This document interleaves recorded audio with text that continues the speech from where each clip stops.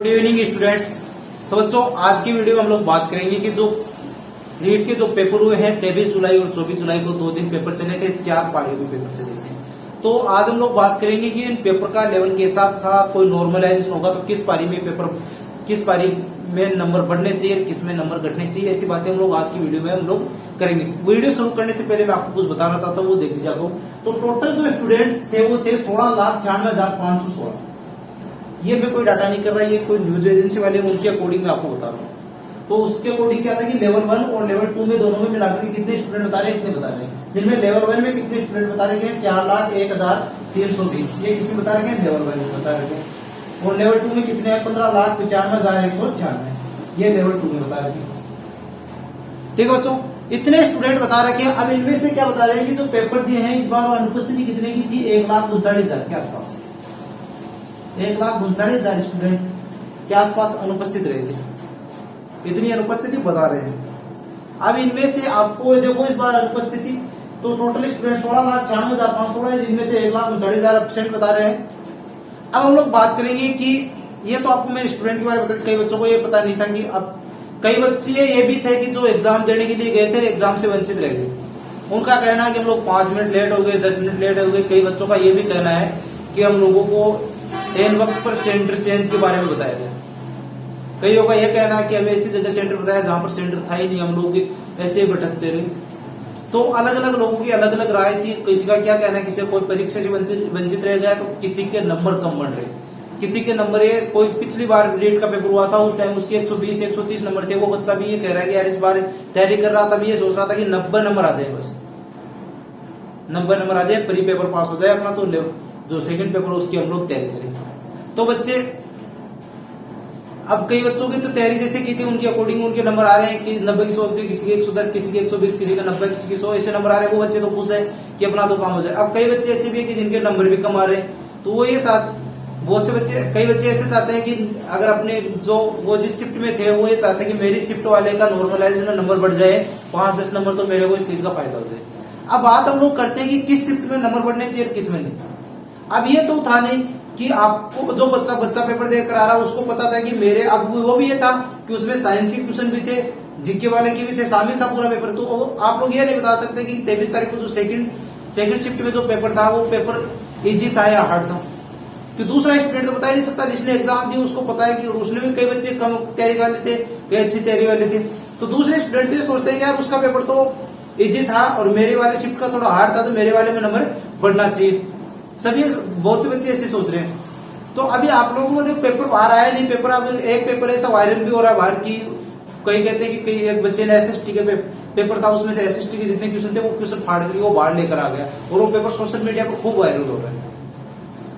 एक ऐसा पेपर आया ना, 24 तारीख का पेपर था, वो 24 तारीख वाला दिखा रहे हैं। अब कई बच्चे कह रहे हैं कि 23 तारीख का सेकंड शिफ्ट का पेपर हो उसका नॉर्मलाइजेशन होना चाहिए, उसमें नंबर बढ़ने चाहिए। कोई 24 की बात कर रहा है, कोई क्या कर रहा है। अब आपके कहने से तो होगा नहीं। अब बोर्ड को पता है कि कौन सा पेपर उन्होंने जब पेपर बनाए थे तब आप, अब आंसर की आएगी, आंसर की जल्दी आ जाएगी तो आपको ये पता चल जाएगा आंसर की आएगी, तब आपके पास पेपर भी आपको पता चल जाएगा पेपर में क्या क्या क्वेश्चन थे और आपके कितने क्वेश्चन थे, वो सब आपको आंसर की से पता चल जाएगा और उस टाइम पता चल जाएगा कितने नंबर आपके बन रहे हैं। अब आप लोग ऐसे अब अंदाजा लगाओगे, कई लोग ये कट ऑफ देख रहे हैं अभी से कट ऑफ, तो अभी से कट ऑफ बताना ये थोड़ा मुश्किल है। फिर जब आपके आंसर की आए तो आप लोग बताना कि आपके कितने नंबर, अब भी आपको पता ही है कि कितने नंबर आपके बन रहे हैं, और आंसर के आने पर कम बेसी आपको पता चल जाएगा उस टाइम कितने कम नंबर आ रहे हैं, कितने नंबर ज्यादा आ रहे हैं। कि उसी टाइम ना तो अभी आपके पास पेपर है कि आप घर आकर के मिलान कर लो, सिर्फ आपके पास ओएमआर शीट की जो कॉपी थी वही आपके पास है।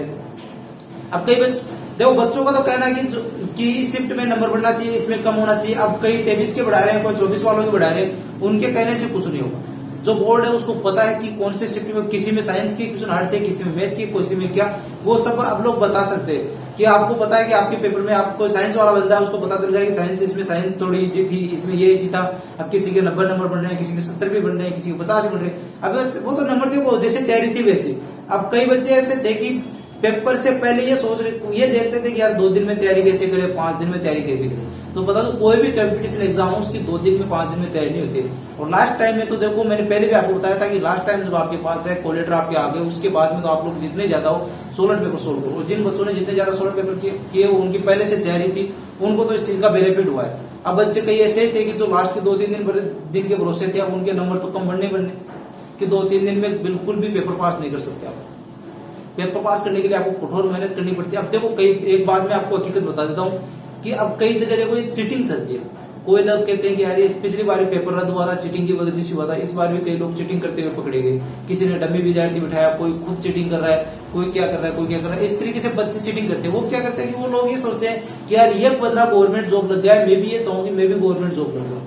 पर वो ये नहीं सोचते कि इसने कितनी मेहनत की, कितनी मेहनत से ये जॉब लगा है। वो ये नहीं सोचते कि ये मेहनत से जॉब लगा है, मैं गलत तरीके से जॉब लगना चाहता हूँ। तो कई तो इसमें सक्सेस हो जाते हैं, कई बच्चे पकड़े जाते हैं, पेपर के दिन ही पकड़े जाते हैं। कोई कई बच्चे तो पहले दिन ही पकड़े गए थे कि कोई टीचर को दे रहा है रुपए कि यार तू मेरी जगह बैठ जाए, इसे पेपर दे ले। नहीं, बिल्कुल भी नहीं, ऐसा काम तो बिल्कुल भी नहीं करना चाहिए। अगर आपको जॉब लगना है तो मेहनत करो। कई बच्चों को देखो, कई बच्चों ये इस तरीके से आप दूसरे का हक छीनते हो आप लोग खुद, और आपको खुद को भी नुकसान हो जाता है। जब पकड़े जाते हो तो आपको केस बन जाता है, आप लोग पेपर से वंचित भी हो सकते हो। तो आपको इस तरीके से खुद क्यों इस सारे इसकी काम करे, क्यों बच्चा जब आपको जो भी लगना है तो आप तैयारी करो ना अच्छे से। आपको यह पता है कि आप लेवल, आप इसमें रीड में लगने लायक हो, आप सेकंड ग्रेड में, फर्स्ट ग्रेड में, आप जिसके लायक हो उसके लायक आप तैयारी करो। अब ये नहीं कि आप लायक किसी के भी नहीं हो और आप ये सोचते हो कि यार नहीं मैं बिना तैयारी चीटिंग कर लूंगा और हो जाएगा काम। नहीं, बिल्कुल भी नहीं, ये चीज सब गलत है। देखो सब बच्चों को दूसरों का भी सोचना चाहिए, खुद का लालच नहीं सोचना चाहिए। और खुद देखो, खुद के पैर को कहते हैं, खुद के पैर को कुल्हाड़ी मारना, वो चीज यहाँ पर लागू भी होती है। कई बच्चे ऐसे होते हैं चीटिंग के चक्कर में पकड़े जाते हैं। कई बच्चे पकड़े गए ना, बहुत से बच्चे पकड़े जाते हैं हर बार हर एग्जाम में। एक दो बच्चा नहीं, बहुत से सेंटर पर बच्चे पकड़े जाते हैं। एक सेंटर पर 4-4, 5-5 बच्चे पकड़े जाते हैं। कई बार क्यों पकड़े जाते हैं कि वो ये सोचते हैं कि यार मैंने तैयारी तो की नहीं, अब मैं कैसे भी चीटिंग वगैरह करके मैं कैसे भी पास हो जाऊं। नहीं, वो नहीं होते, बिल्कुल भी उनका कुछ भी नहीं हो सकता। वो बच्चे खुद का भविष्य खराब करते हैं, क्योंकि खुद का भविष्य खराब हो गया एक तरीके से। वो ना अब दूसरों के लिए और परेशानी खड़ी करते हैं, क्योंकि दूसरे बच्चे तैयारी करके गए और उनका अगर पेपर रद्द हो गया किसी टाइम पर तो उनके लिए वो गलत है कि वो, क्योंकि उन्होंने तैयारी की थी। पिछली बार भी ऐसे हुआ था, बहुत से बच्चों के साथ ऐसा हुआ था। पिछली बार भी रीट का जो लेवल 2 का जो पेपर रद्द हुआ था, उस टाइम भी बहुत से बच्चे ऐसे थे कि जिनकी तैयारी अच्छी थी, जिनके अच्छे नंबर बढ़ रहे थे, उनके साथ गलत हुआ था। वो किन की वजह से? वो उन्हीं बच्चों की वजह से हुआ था कि जो लोग चीटिंग वगैरह करने में माहिर है, वो चीटिंग कर रहे थे। तो चीटिंग तो देखो बच्चों, तैयारी जब आप किसी भी एग्जाम में करते हो तो चीटिंग के भरोसे, इनके भरोसे बिल्कुल भी नहीं रहना चाहिए। आपको अपने ऊपर विश्वास होना चाहिए आपको कि मैं अगर इस एग्जाम की तैयारी कर रहा हूँ तो मेरे को इतनी तैयारी मेरे को करनी होगी। ये बंदा, आप ये सोच रहे हो कि यार एक बंदा हमारे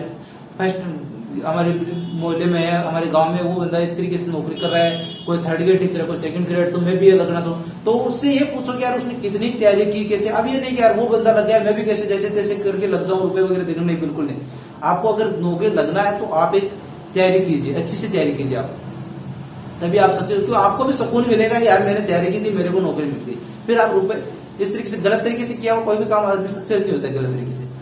तो देखो बच्चों, मैंने आपको बता दिया कि अभी आपको यह पता चल जाए कि इतने डाटा थे, वो आपको मैंने जहां से डाटा मेरे को मिले उतने डाटा मैंने आपको बता दिए। कितने बच्चे अनुपस्थित थे? 1,39,000 के आसपास बच्चे, एग्जैक्ट नहीं 1,39,000 के आसपास बच्चे अनुपस्थित थे दोनों दिन में।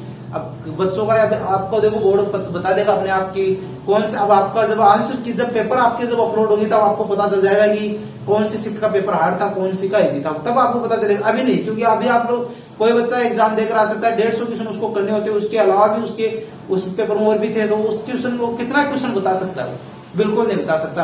अब कई लोग पेपर का ये बता रहे हैं इसमें पेपर में सोल्यूशन करा रहे हैं उसी से, तो कितने क्वेश्चन आ सकते हैं आपके पास? अब कई लोगों के पास क्वेश्चन आए 50, अब उन्होंने 50 के 150 कर दिए, उसमें और क्वेश्चन जोड़ दिए। किसी के पास 120 क्वेश्चन, जैसे तैसे करके 120 आगे, 30 क्वेश्चन उसने कहीं और से जोड़ दिया अपने तरीके कि बहुत से एग्जाम में से देखता हूँ जब पेपर बाहर नहीं आता है, पेपर बाहर नहीं देते हैं, और कई लोग ऐसे आंसर जो सोल्यूशन कराते हैं पेपर का वो ऐसे करा देते हैं, कई क्वेश्चन बाहर अपनी मर्जी से बना करके उसमें दे देते हैं। बच्चे देखते हैं यार किस पेपर सर सोल्यूशन करा रहे, क्या बता मैं भी इस दिन था, मेरे भी सोल्यूशन देख लो, बस व्यूज वगैरह बढ़ जाते हैं। मैंने देखे कई लोगों की वीडियो जैसे देखे जिनमें ये बताते हैं। तो मैं अभी आपको ना तो कोई सोल्यूशन बताऊंगा ना आपको कठोर बताऊंगा, बस इतना बता रहा था कि बच्चों को आपका पेपर का हम लोग एनालिसिस कर रहे हैं। तो आप लोग ये बताइए, देखो आपका इसमें ये फर्ज बनता है कि आप लोग कमेंट में बताइए मेरा इस दिन पेपर था, मेरे पेपर में मेरे को ये इजी लगा, मेरे को थोड़ा हार्ड लगा। ये चीज आप लोग बता सकते हो। आप ये बता सकते हो कि आपका जीके हार्ड था या साइको, जो भी आप लोग बता सकते हो। आपको जो भी आपको हार्ड लगा है, जो भी आपको इजी लगा, आप लोग बता सकते हो कमेंट में। तभी हमें पता चलेगा कि यार इस दिन बच्चे, क्योंकि जितने ज्यादा बच्चे अपनी अपनी बातें शेयर करेंगे अपने अपनी शिफ्ट की, तभी आपको पता चलेगा। अब ये कोई बच्चा 23 को एग्जाम दे रहा है, वो 24, अब कई महानुभाव तो ऐसे भी हैं कि जो कह रहे हैं यार लेवल फर्स्ट का रद्द नहीं होना चाहिए, लेवल 2 का दोबारा रद्द हो जाओ। क्यों? रद्द होने से क्या फायदा हुआ इस चीज? कोई फायदा नहीं होगा। पिछली बार भी ये होता, लेवल फर्स्ट वाले रह जॉब लग गए, लेवल 2 वाले बेचारे रह गए, दोबारा तैयारी करते। तो बच्चों आपको तो देखो, अब आपको ये लग रहा है कि यार अभी आपका जल्दी, देखो आंसर की जल्दी आ जाएगी, ये बता दूं मैं आपको, आंसर की जल्दी आ जाएगी। उसके बाद में आप लोगों को आंसर के आने पर आपको पता चलेगा आपको कितने नंबर बन रहे हैं, उसके हिसाब से आप लोग फिर मेन एग्जाम की तैयारी कीजिए। अब कई बच्चे सेकंड ग्रेड की तैयारी में लग जाओ, बच्चों सेकंड ग्रेड की तैयारी में लग जाओ। आप लोगों को ये लगता है सेकंड ग्रेड के लिए जो बच्चे एलिजिबल वो लग जाओ। तो बच्चों अपने मिलते हैं अपने रेगुलर क्लास में, तब तक के लिए जय हिंद जय भारत।